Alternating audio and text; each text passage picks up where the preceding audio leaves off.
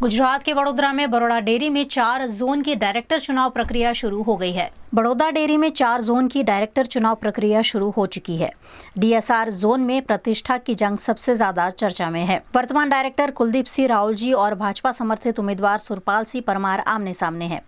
सुरपाल सिंह का कहना है कि इस चुनाव में उनका जीतना सुनिश्चित है, क्योंकि कुलदीप सिंह ने अन्याय किया है, उनका हारना तय है। 14 વધારે ડેરીઓ બંધ કરાવી દીધી છે। જેને મત ના આપે તેવી ડેરીઓ બંધ કરી દીધી। એક મત ના આપે તો એમના ગામમાં 100 થી 500 પશુપાલકો હોય છે, જે પશુપાલકો દૂધ ભરતા હોય ડેરીમાં। એક જણના પાપે આખું ગામ આજે ભોગવી રહ્યું છે। બીજે ગામ દૂધ ભરવા જઈ રહ્યા છે બાઇકો લઈને। એનું દૂધ ભરતા હોય 400 ગ્રામ 500 ગ્રામ ઘરે દૂધ પીવા માટે ના રાખે, ડેરીમાં ભરી દે, કારણ કે એનાથી એમનું ગુજરાન ચાલતું હોય।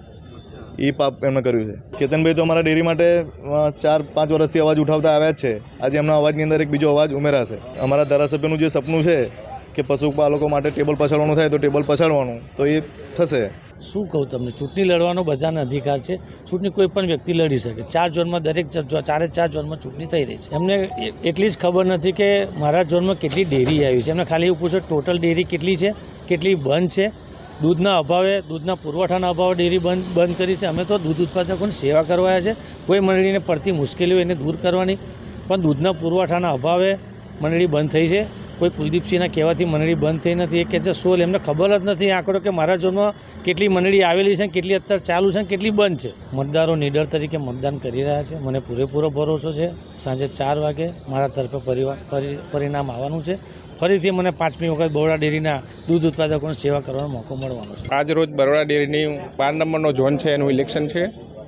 એ ઇલેક્શનની અંદર માન્ય રણજીતસિંહભાઈ રાઠવા ને આ વખતે ભવ્યથી અતિ ભવ્ય મતો, જ્યારે હું પરત ફોર્મ ખેંચ્યું ત્યારે પણ મેં વાત કરી હતી, એટલે એકદમ ભવ્યથી ભવ્ય મતોથી વિજયી થશે।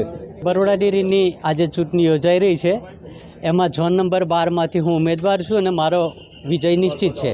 ના, ચૂંટણી તો લોકશાહી ઢબે જ ચાલી રહી છે, પરંતુ ચડાવ ઉતાર ચાલ્યા કરે। દૂધ ઉત્પાદકો અને પશુપાલકો સાથે હર હંમેશ મારો નાતો રહ્યો છે। એટલા માટે જ હું સતત 1992થી બરોડા ડેરીના નિયામક મંડળમાં ચૂંટાતો આવ્યો છું, અને આ વખતે પણ મતદારોનો અને દૂધ ઉત્પાદકોનો સહકાર મારા તરફી રહેશે અને મને વિજેતા બનાવશે। ગયા વખતે બિનહરીફ હતા। આ લોકશાહીમાં દરેકને ચૂંટણી લડવાનો અધિકાર છે, એટલે આ વખતે ચૂંટણી થઈ રહી છે।